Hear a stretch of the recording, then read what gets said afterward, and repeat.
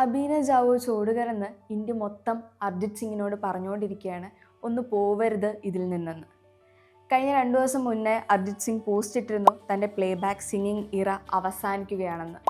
ഇത്രയും ഹിറ്റുകൾ സമ്മാനിച്ച ഭാഷാഭേദമന്യേ എല്ലാവരും ഏറ്റുപാടിക്കൊണ്ട് നടക്കുന്ന ബോളിവുഡ് പാട്ടുകളുടെ ശബ്ദം നൽകിയ ആൾ പെട്ടെന്ന് പ്ലേബാക്ക് സിംഗിങ് നിർത്തുക എന്ന് പറയുമ്പോഴത്തേക്കും ആർക്കും അത്ര സഹിക്കാൻ പറ്റില്ല. എല്ലാവർക്കും ഒരുപാട് വിഷമം ഉണ്ടാക്കുന്നതാണ്.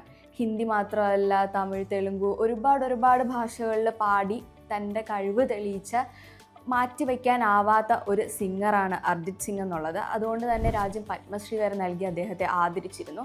ഇത്രയും സോൾഫുള്ളായിട്ട് സിംഗ് ചെയ്യുന്ന, ഇത്രയും സോൾഫുള്ളായിട്ട് പാടുന്ന ഒരു പാട്ടുകാരനെ പെട്ടെന്ന് ബോളിവുഡ് ചിത്രങ്ങളിലോ അല്ലെങ്കിൽ ഇനി വേറെ സിനിമകളിലോ ആ ശബ്ദം ഉണ്ടാവില്ല എന്ന് പറയുമ്പം ഒരു സങ്കടം തന്നെയാണ്. പക്ഷേ തൻ്റെ സംഗീത ജീവിതമല്ല അർജിത് സിംഗ് അവസാനിപ്പിക്കുന്നത്.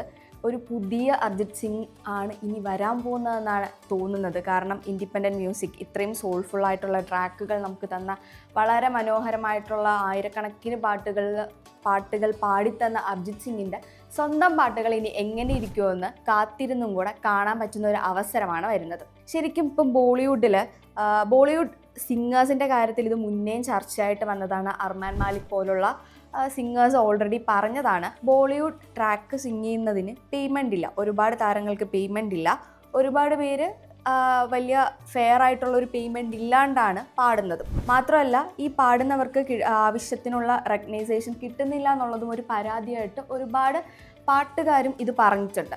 ബാക്കിയുള്ള കൾച്ചേഴ്സിനെ വെച്ച്, ബാക്കിയുള്ള മ്യൂസിക് ആൻഡ് സിനിമ കൾച്ചർ വെച്ച് നോക്കുമ്പം ഇന്ത്യയിൽ സിനിമയോട് ചേർന്നാണ് മ്യൂസിക് കൂടെ ഉള്ളത്. അല്ലാണ്ട് അതൊരു സെപ്പറേറ്റ് ബ്രാഞ്ചായിട്ടോ, ഹോളിവുഡിൽ പോപ്പ് മ്യൂസിക്കോ അങ്ങനെ പലതരം മ്യൂസിക്കുള്ള പോലെ ഒരു സെപ്പറേറ്റ് ബ്രാഞ്ചായിട്ടോ, അല്ലെങ്കിൽ കൊറിയനിലായാലും കെ പോപ്പോ കെ മ്യൂസിക്കും കെ ഫിലിമും സെപ്പറേറ്റ് ആയിട്ട് പോകുന്നത് പോലെ അല്ല പോകുന്നത്. സിനിമയോട് ചേർന്നുള്ള പാട്ടുകളും കാര്യങ്ങളുമാണ് ഇന്ത്യയിലുള്ളത്. അത് ഇന്ത്യയിലെ ഏതൊരു ഇൻഡസ്ട്രീനെ നോക്കിയാലും അങ്ങനെയാണ്. ഇൻഡിപെൻഡൻറ്റ് സിംഗേഴ്സിൻ്റെ ഒരു ബ്ലൂമിംഗ് ആണ് ഈ ഇടയ്ക്ക് നമ്മൾ മലയാളത്തിലും കാണുന്നത്. മാത്രമല്ല ഹിന്ദിയിലായാലും പല ലാംഗ്വേജസിലായാലും സ്വന്തമായിട്ട് സിംഗിൾസ് ഇറക്കുന്നു, സ്വന്തമായിട്ട് ആൽബംസ് ഇറക്കുന്നു. OST എന്നൊരു ലേബൽ അല്ലാത്ത പാട്ടുകൾ ഇപ്പോഴാണ്, ഒരു 2020ക്ക് ശേഷമാണ് ഒരു വലിയ തോതിൽ വന്നുകൊണ്ടിരിക്കുന്നത്. അതിൻ്റെയൊക്കെ ഒരു ഭാഗമായിട്ടായിരിക്കാം അർജിത് സിംഗും തൻ്റെ പ്ലേബാക്ക് സിംഗിങ് അവസാനിപ്പിച്ചിട്ട് ഇൻഡിപെൻഡൻറ്റ് സിംഗിങ്ങിലേക്ക് വരുന്നത്. അർജിത് സിംഗ് തന്നെ മുന്നേ ഒരു ഇൻ്റർവ്യൂവിൽ പറഞ്ഞിട്ടുണ്ടായിരുന്നു, പ്ലേബാക്ക് സിംഗിങ്ങും ഇൻഡിപെൻഡൻറ്റ് സിംഗിങ് ഒരുമിച്ച് കൊണ്ടുപോകാൻ പറ്റില്ല. മാത്രമല്ല ഒരു പ്ലേബാക്ക് സിംഗിങ് ചെയ്യുമ്പോഴത്തേക്കും ആർട്ടിസ്റ്റായിട്ട് അവർക്ക് അത്ര സാറ്റിസ്ഫാക്ഷൻ കിട്ടാറില്ല എന്നുള്ള തരത്തിലുള്ള രീതിയിലാണ് അന്ന് അർജിത് സിംഗ് സംസാരിച്ചത്. കാരണം ഓഫ് കോഴ്സ് പാടുക മാത്രം ചെയ്യുമ്പോഴത്തേക്കും മ്യൂസിക് കമ്പോസറിനെ മാത്രമല്ല ഒരു സിനിമയിൽ പാടുമ്പോഴത്തേക്കും ആ സിനിമയിലെ പ്രൊഡ്യൂസർ തൊട്ട് സിനിമയായിട്ട് റിലേറ്റ് ചെയ്ത് നിൽക്കുന്ന എല്ലാവർക്കും ഇഷ്ടപ്പെടുന്ന രീതിയിൽ മാത്രം, അവരെ സാറ്റിസ്ഫൈ ചെയ്യുന്ന രീതിയിൽ മാത്രമേ പാടാൻ പറ്റൂ. അവിടെ സ്വന്തമായിട്ടൊരു ആർട്ടിസ്റ്റിക് വാല്യൂ ഇവരുടെ ഈ പാട്ടുകാർ വിചാരിക്കുന്ന രീതിയിൽ കൊണ്ടുവരാൻ എപ്പോഴും സാധിക്കണമെന്നില്ല.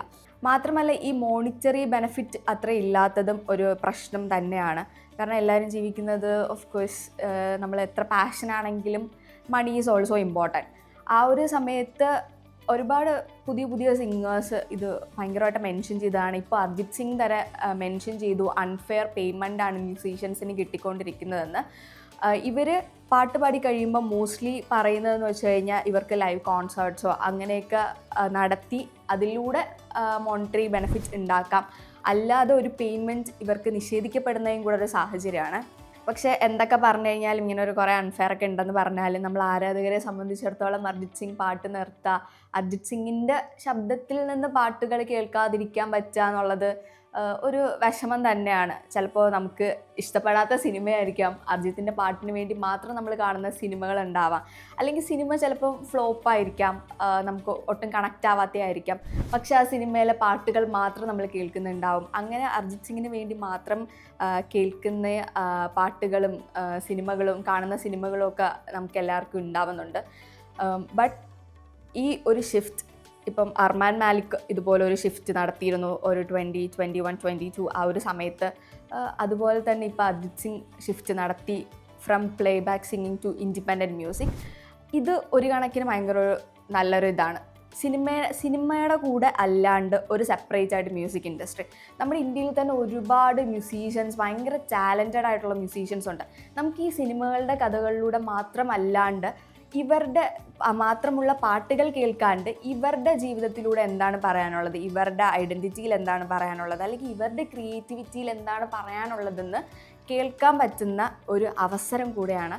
ഐ തിങ്ക് എന്നെ പേഴ്സണലി സംബന്ധിച്ച് ഒരുപാട് ആർട്ടിസ്റ്റുകൾ ഇനിയും from playback singing to independent music എറയിലേക്ക് വരുന്നത് കാണാനാണ് ഞാൻ ആഗ്രഹിക്കുന്നത്. ആസ് എ മ്യൂസിക് ഫാൻ ആഗ്രഹിക്കുന്നത്. അപ്പോൾ അബീന ജാവു ചോടുകർ എന്ന് അത്ര വിഷമത്തിൽ നമ്മൾ പാടേണ്ടതില്ല. ചോടുകർ ആയാലും നമ്മളെ വിട്ടുപോയാലും വേറൊരു എമണ്ടൻ സാധനമായിട്ട് ഇവരൊക്കെ തിരിച്ചു വരും. അർജിത് സിംഗ് എന്തായാലും എനിക്ക് ഫുൾ ഹോപ്പാണ്. അർജിത് സിംഗിൻ്റെ ഇൻഡിപെൻഡൻറ്റ് മ്യൂസിക് എറ വിൽ ബി സോ ഹൈ എന്ന് നമുക്ക് എന്തായാലും വിശ്വസിക്കാം.